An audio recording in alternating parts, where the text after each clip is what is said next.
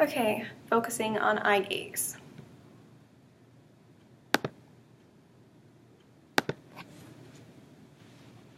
Saving the planet and the environment is only number 20 on people's priorities. That's a big problem.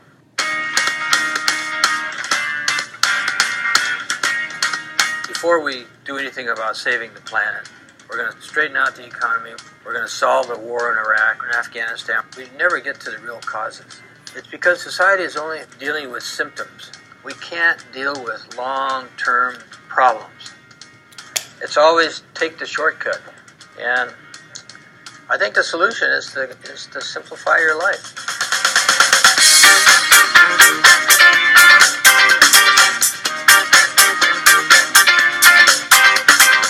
We opened a new store years ago. And at the time, we were not doing organic cotton. We were not leading Examine Life. And within a couple days, our employees started getting headaches. And they're complaining. So we shut the store down. We brought in an environmental engineer, and he said, your air circulation system isn't working well, and you're recirculating the same air. And in that air is formaldehyde, which is a toxic chemical that's used on clothing to make it non-shrink and non-wrinkling. It's used on all cotton clothing. That kind of started us thinking, well, what goes into making clothing?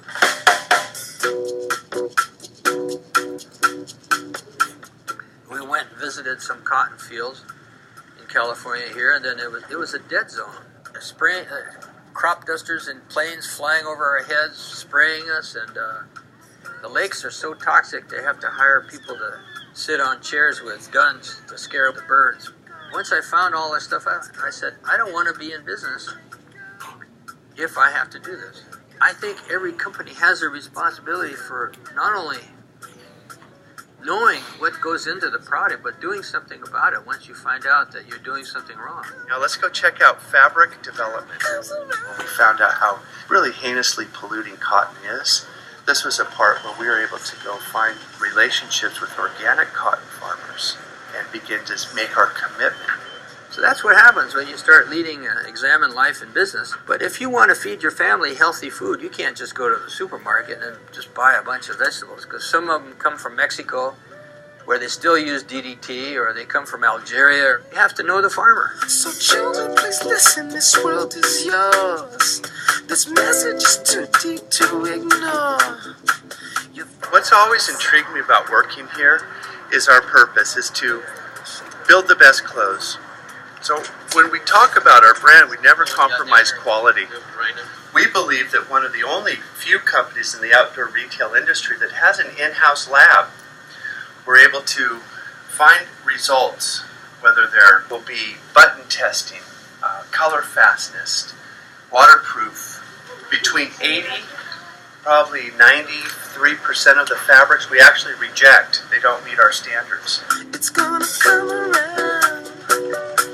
What goes around comes around. Instead of owning a ski jacket that sits in the closet for 9 months out of the year, own a jacket that you can ski in, and it works perfectly well for skiing, but it doesn't say ski all over it, you know?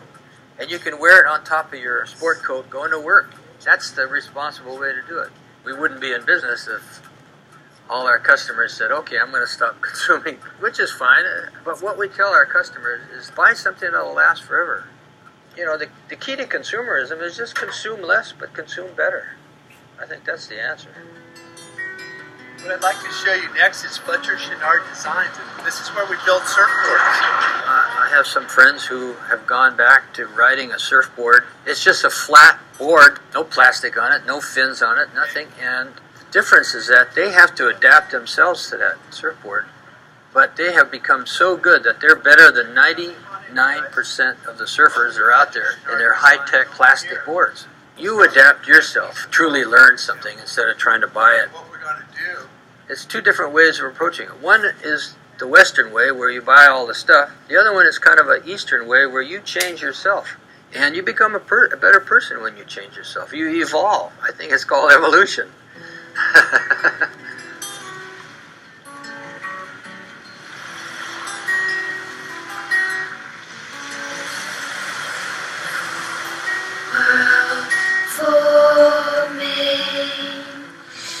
If you're a big corporation and you want to start having open offices and you want to start having a let my people go surfing policy, you can't do it overnight. It's impossible. It has to start with the gatekeeper. It has to start with who you hire. The philosophy of let my people go surfing is real because we've dedicated space to keep all the surfboards for our employees. So if you want to go surfing, roll down to the bottom of the stairs and get your surfboard and keep them here and out to the beach we go. It's super cool. If you brought in a psychiatrist and did a psychological profile of all the people that are working here, you'd find that they're extremely individualistic. So right outside the door here we have a volleyball court. So no matter what department you're in, we always have games going on out here. And if the surf's flat, we play volleyball. It can't be a top-down management system that says do this or do that, because individuals will they'll have a passive-aggressive response and do nothing. So it has to be done with consensus. You have to have everybody know and agree that we're all going in one direction. Patagonia's been a company that's always been very aware of working conditions and has sourced our product with, I would say, quite a high level of integrity. We always had an awareness of social responsibility. We want to incorporate quality assurance, as one, social compliance as another, the environment.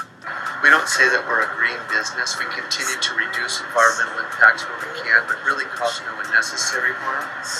And the solar panels are a wonderful opportunity to show that commitment. While it does shade all of our single occupant vehicles. When you look out in the parking lot, there's SUVs and big cars out there. The majority of our employees here are wearing Levi's, which are not organic cotton. It's very hard to get that across, that I am the problem. We have a corporate initiative to do everything we can to support the environment in a positive way.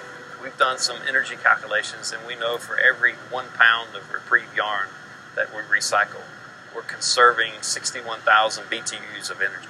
And we also are working with some partners collecting clear plastic polyester water bottles. Together we combine our waste and these bottles into our recycled polyester product. We recycle everything from our tubes for our yarn packages to all the plastics that is used for shipping.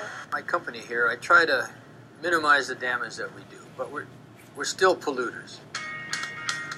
So I decided to start an organization of encouraging other companies to do the same thing. It's called 1% for the Planet. So we take 1% of our sales, not our profit, and we give that to environmental NGOs that are really doing the good work. And now we have well over 1,000 members. I found out the other day that the top 5 largest companies are all experiencing the best year we've had in years. Our business is up 8 or 9% over last year. It's karma, This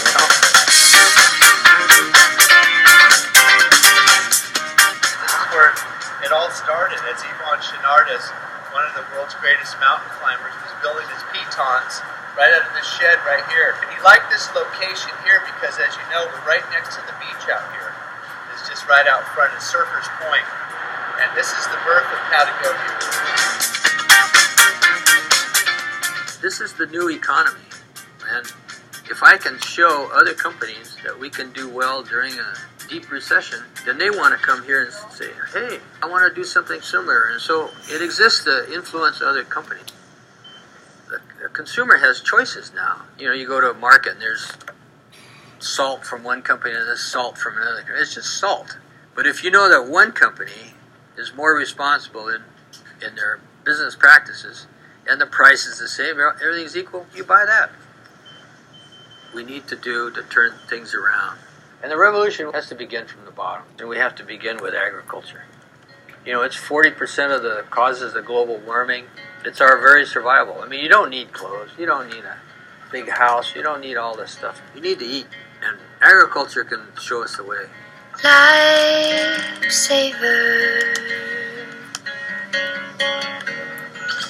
your timing's really straight. Our customers buy Patagonia product because they like the values behind the company. That's 10% of the people. The other 90% buy our products because they like the color or they like the style. So if you wait for the customer to tell you to green your company, you're way too late. And we can't do it without the government, but single individual can have a big impact. We've seen that with, famous people and stuff like that. But if you're a writer, you should, be writing to influence people. If you're a good speaker, you should be speaking out. If you're a doctor, you should be, spend a year with Doctors Without Borders. You can feel good about yourself and you feel like, okay, I'm part of the solution rather than part of the problem. And you can sleep at night. And now we will run with smiles. In the 70s, we used to say that he who dies with the most toys wins. But you know what? It's the opposite. He who dies with the least toys wins, because the more you know, the less you need. With the sun, I can hear my name be reborn on a cloud within the sky beneath the door. Oh, I say